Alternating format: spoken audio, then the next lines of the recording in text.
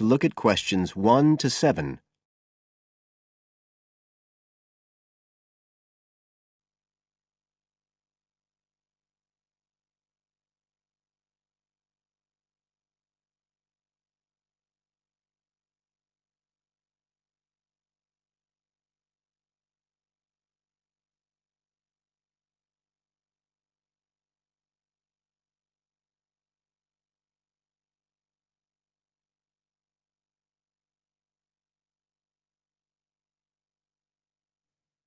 Listen carefully and answer questions 1 to 7.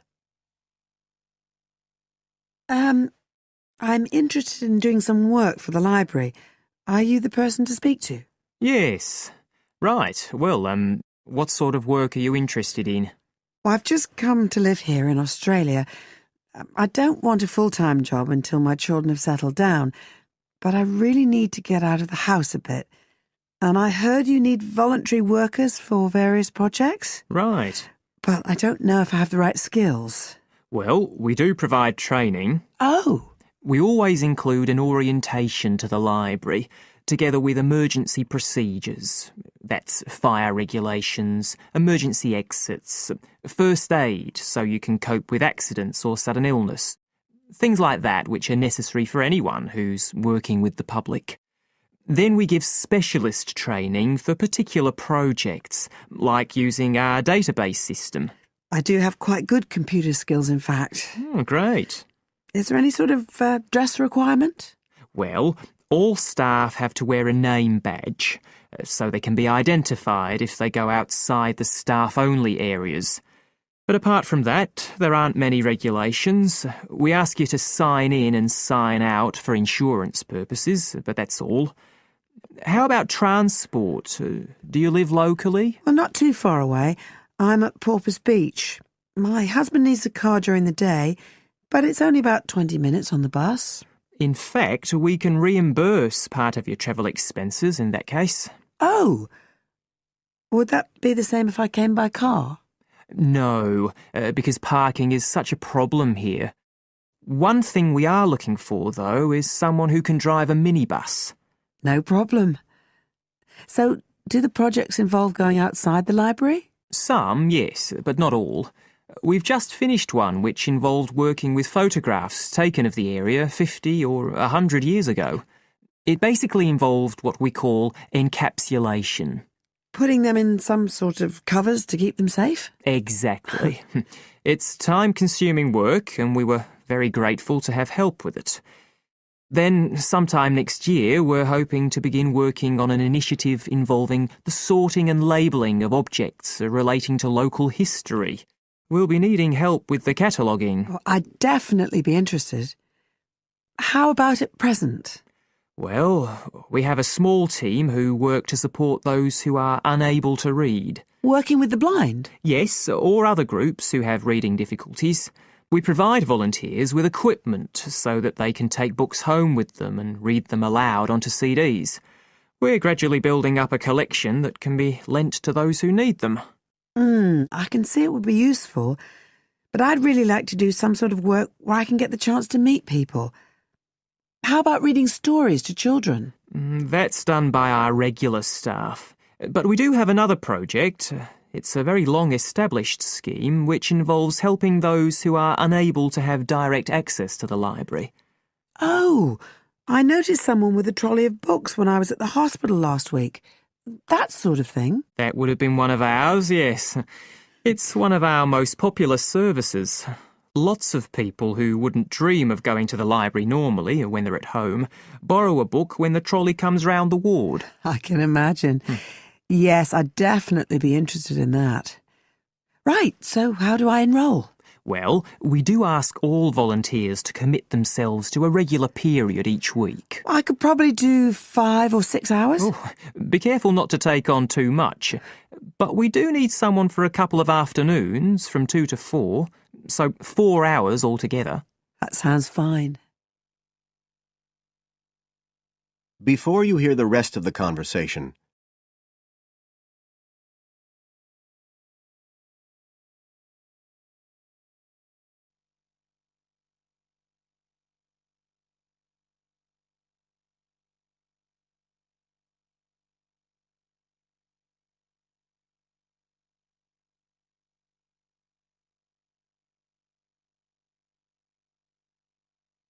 Now listen and answer questions 8 to 10. Right, so here's the application form. It asks the usual questions, name and address and telephone number. You also need to fill in details of who we should get in touch with in case of any accident or problem like that. We do need to have that filled in. And there's a space for date of birth, but that's only if you're over 75, so we won't worry about that. No. Oh, it asks for qualifications. Do I need to provide certificates? They're not necessary. We'll need the names of 2 referees, not relatives or family members, obviously. What else? Signature of parent or guardian. That won't be necessary, as I assume you're over 18. Yes. What's this? It says civil conviction check. That's a document we have to provide by law for those working on projects involving children, so we won't need it in your case. But you will need to sign this separate document. That's a copy of commitment. It's basically an agreement to work according to the library guidelines. So, if you'd like to fill this all in, you can do it here or take it home, whichever you prefer. I'll take it home if that's okay. Right, well, thank you for your time. That is the end of part 1. You now have half a minute to check your answers.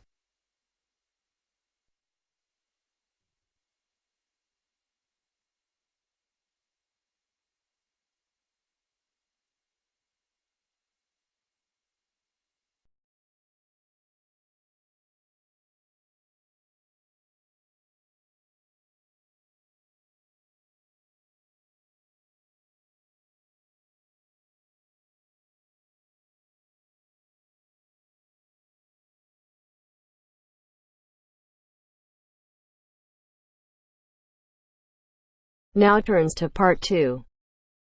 Part 2. You will hear a telephone conversation about a job vacancy. First, you have some time to look at questions 11 to 15.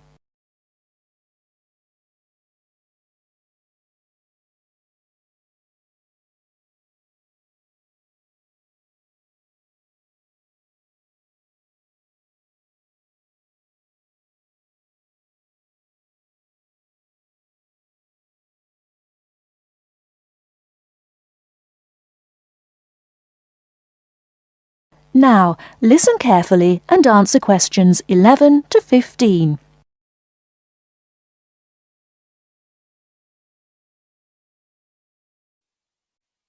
Hello, Top Job Employment Agency. Ellen Sykes speaking. How can I help you? Good morning. My name's Steve Collins and I'm calling about the call centre job advertised in today's paper. For an operative handling credit card inquiries? Yes, that's right. The wages and working conditions are all in the ad, so what I'd like to know now is what the work actually consists of. I should explain that I'm a student looking for a summer job, not long-term employment. That's okay. The people at Intercard say they've always found students to be honest, which of course is essential in this line of work, and they have the basic IT skills needed there. Apparently, there have been a few who didn't find it easy to get there on time in the morning, but in most cases their punctuality is as good as anybody else's. Anyway, about the work. And I know a bit about this because, as it happens, I've worked there myself. Really? Yes, for about a year.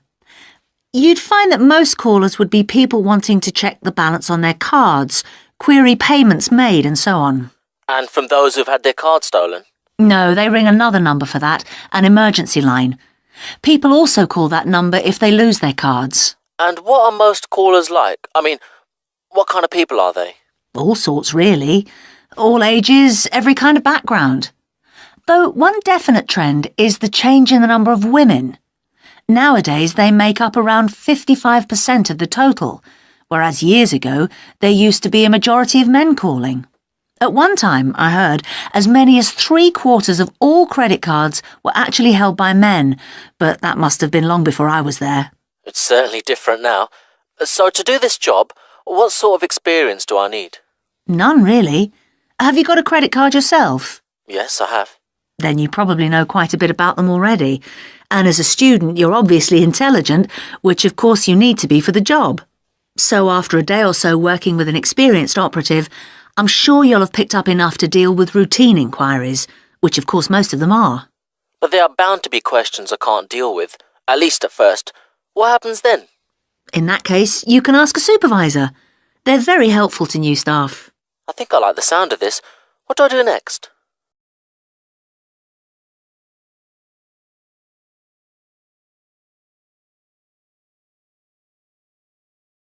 Before you hear the rest of the talk, you have some time to look at questions 16 to 20.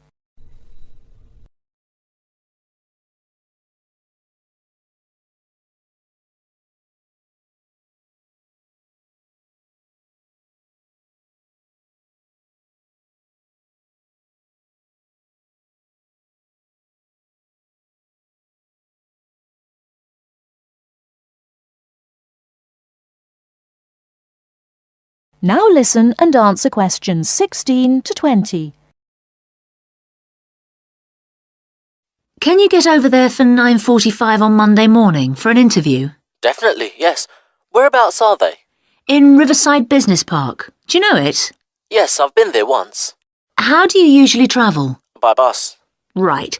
So you take either the 136 or 137 to the bus station, and when you come out of there, you turn right. Along Orchard Road, that is.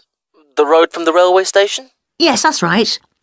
You go past the petrol station next to the car dealers, then carry on down the road. Do I take the first left at the main car park?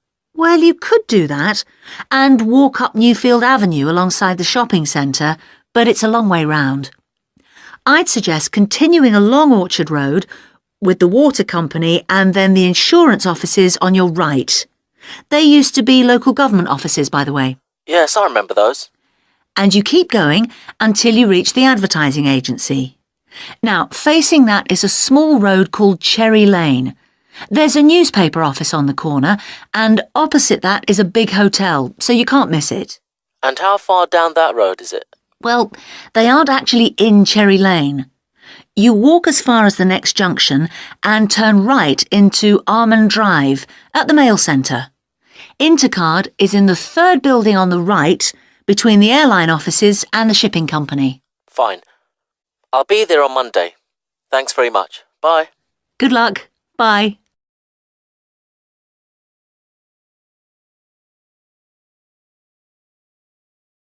That is the end of part 2.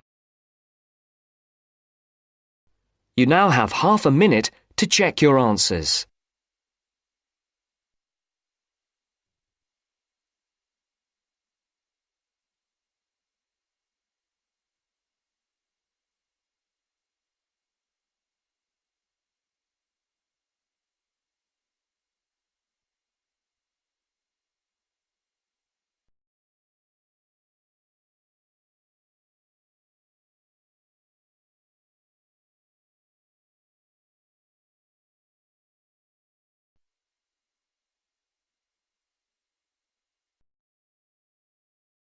Now turns to part 3.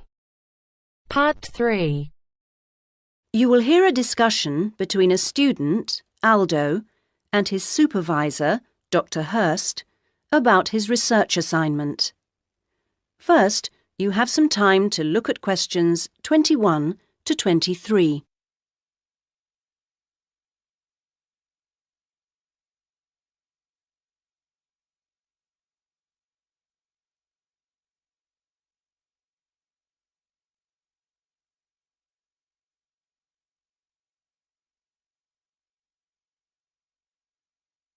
Now listen to the first part of the conversation and answer questions 21 to 23. So, Aldo, how's it going so far with your assignment? Not too bad. You're looking at the community round here. That's right. How people perceive the community they are in. Have you made much progress? I conducted quite a lot of interviews on the street with local residents. Their responses are interesting. I haven't got quite as many yet as I'd like. I had wondered if I'd have language problems, particularly with the different accents. I seem to have managed, though. Having to work in the open has made it harder, and with the cold weather there's been recently, people don't necessarily want to stop and talk like they do if it's nice and sunny. That's something I've had to deal with. Of course, some people are too busy to stop and talk, but that's okay. I see. So, have you formed a good overall picture of how people view the community? To an extent. I've certainly talked to plenty of older people. I guess they may have more time to talk. I still don't really have enough young mothers, though. I've managed to get enough older mothers and children through the schools. That's something I had been worried about. Well, that shouldn't be too hard. Now, how are you going to deal with all the data you've collected? That's the difficult part.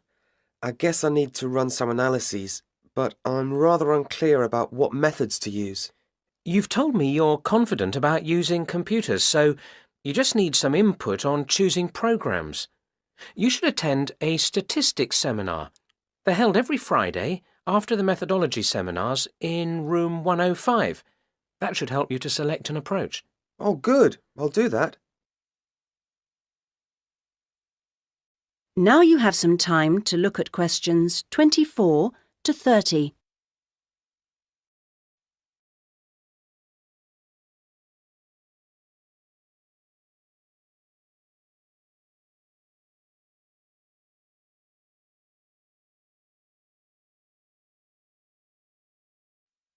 Now you have some time to look at questions 24 to 30. Meanwhile, let's hear something about what you've learned. Yes, I talked to a number of residents. Good. I imagine they didn't always have the same opinions. Views were certainly quite mixed. Take sports facilities. In general, people seemed to think they weren't very good. There's no swimming pool in the area, for example. But at the same time, there's a new football training area. It looks very smart to me, but it doesn't seem to get used very much. People seem to prefer sitting around in the parks. They enjoy that, taking picnics and so on. Although they want the council to be more efficient at cleaning, there's a lot of litter. People are obviously very concerned about their children's learning.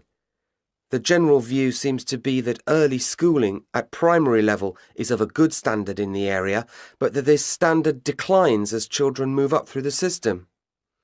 The colleges were criticised in particular. OK, now are you going to collect any more data? Some, I hope. There's a local festival next week, and I think the events there will give me some useful opportunities. I talked to a council officer about it all. Good. What does it involve? First, there's a dance show, which I'm sure I'll enjoy. The council explained that the concert hall's being renovated and won't be ready in time, so it's being held in the main square, which I think will be better anyway. At least I'll have more space to wander around in. True. And so I hope to be able to carefully watch the age groups that are there in the audience and make notes about how they interact. So that's one event. Then the following day there's another interesting event which I look forward to going along to, and that's a cookery competition. Oh yes, interesting. I think so. Yes, that one's being organised in the town hall, which has a big space apparently. With food and cooking from all the different people in the area, the council officer told me that it'll be a good chance to find out about the different cultures that make up the community. Sounds promising. Then there's one more event I'd like to go along to. The council officer promised me that the courses fair will be interesting. It's going to be in the Langtree Theatre, and the officer said lots of teachers will be there. I've already talked to plenty of them, but he advised me to put some questions to the head of education, who will also be there. That's all very useful. OK, I suggest you come back next week. That is the end of part 3. You now have half a minute to check your answers.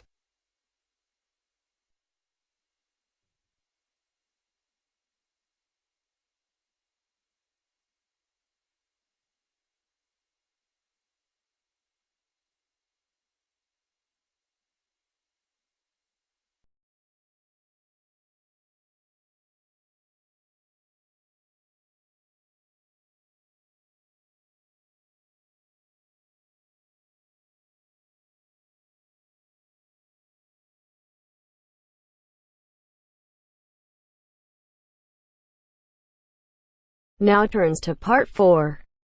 Part 4. You will hear a wildlife expert giving a talk to a group of bird lovers in the UK about a species called the tawny owl.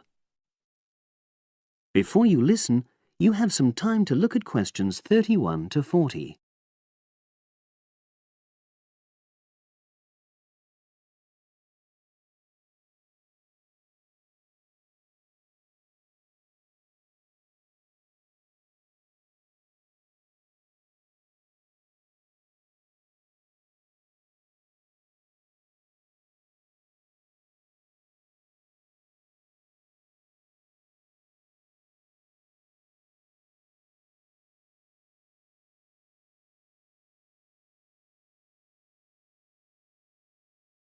Now listen and answer questions 31 to 40. Good evening, everyone. You're all likely to be familiar with pictures of the tawny owl. Because of all the owl species in the UK, it's actually the most common one. But the chances are that you're more likely to have heard one than actually seen one, as it's also strongly nocturnal. This means that it normally ventures out at night. So, what kind of habitat does the tawny owl prefer? Well, a survey carried out in the 1980s confirmed that this owl is most likely to be found in woodland. If you look at a map of tawny owl distribution across Britain, you'll only see gaps in the treeless marshy areas of eastern England and in some of the more upland parts of northwest Scotland. However, you can sometimes find populations of tawny owls in urban areas too, either in parks or in large gardens. The tawny owl shows some obvious adaptations to its natural habitat. For example, both its wings and its tail are short, which helps it to maneuver through the trees. Also, the bird's plumage is a mixture of brown and grey, and this provides suitable camouflage for when the owl perches up against a tree trunk. Then there are its large eyes. The tawny owl's visual capacities are considerably better than those of humans, and although it can't see in complete darkness, it's sufficiently well equipped to be able to navigate its way around woodland on all but the most overcast nights. Another factor that contributes to the tawny owl's success as a hunter is its excellent memory of the layout of different areas. If you combine this ability with the owl's strongly territorial and sedentary nature, most populations of tawny owl are sit-and-wait predators, you realize that it has a good opportunity to predict where prey might be found. Finally, as well as having large eyes, the owl's sense of hearing is excellent, and this helps it to locate potential prey as it sits on its perch.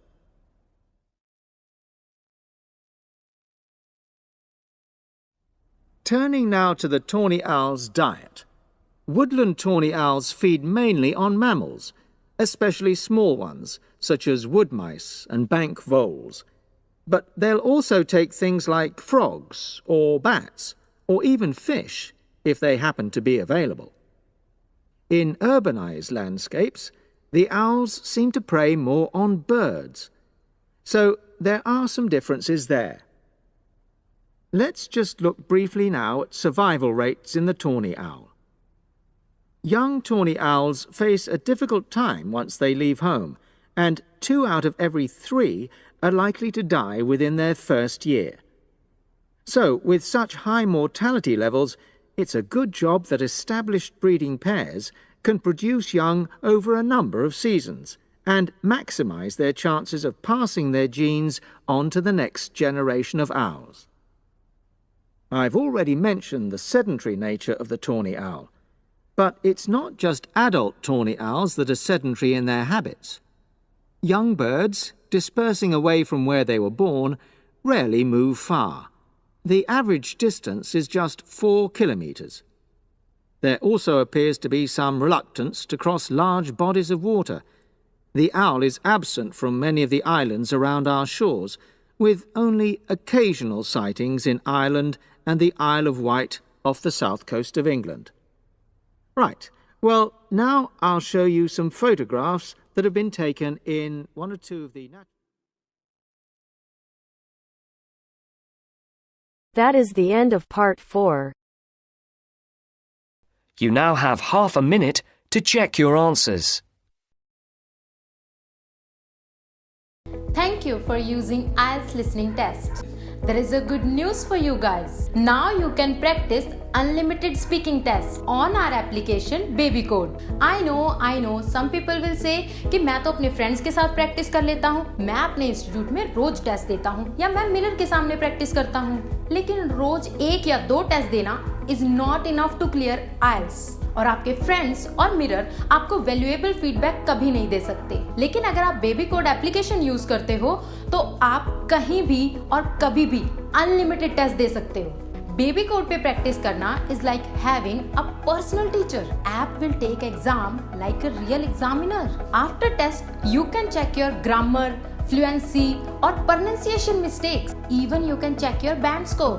This app will provide you free test every day. So do not forget to try, link in the description. But if you need more test access, it will just cost you $3.99. Wait, if you use my promo code IELTS50, that will give you even more 50 rupees discount. Now it's like a one-time meal money, but this will help you to crack your IELTS exam.